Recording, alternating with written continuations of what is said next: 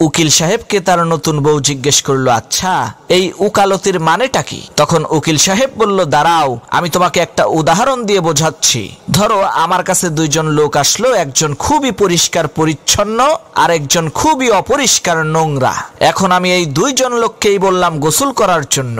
এখন তুমি বলো তো এই দুইজনের মধ্য থেকে কে গোসল করবে? তখন সেই উকিল সাহেবের বউ বলল, কেন ওই নোংরা লোকটি গোসল করবে?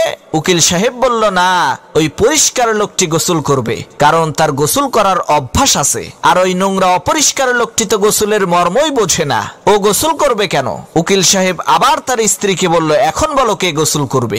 উকিল সাহেবের স্ত্রী বলল, ওই পরিষ্কার লোকটি গোসল করবে। উকিল সাহেব বলল, না বরং ওই নোংরা লোকটি গোসল করবে, কারণ তার গোসল করার প্রয়োজন, আর পরিষ্কার লোকটির তো গোসল করার প্রয়োজনই নেই।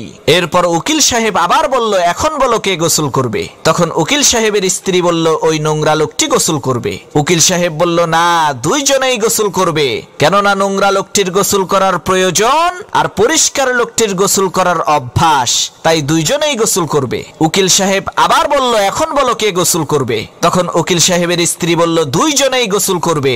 উকিল সাহেব বলল, না দুইজনের একজনেও গোসল করবে না, কারণ নোংরা লোকটির গোসল করার অভ্যাস নাই আর পরিষ্কার লোকটির গোসল করার প্রয়োজন নাই।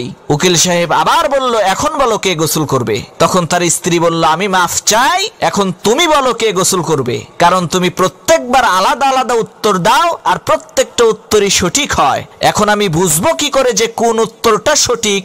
তখন উকিল সাহেব তার স্ত্রীকে বলল, এটাই ওকালতি, কোন উত্তরটা সঠিক সেটা কোনো বিষয় না, আসল বিষয় হলো আমি আমার কথাকে সঠিক প্রমাণ করার জন্য কতগুলো যুক্তি আর দলিল দিতে পারি।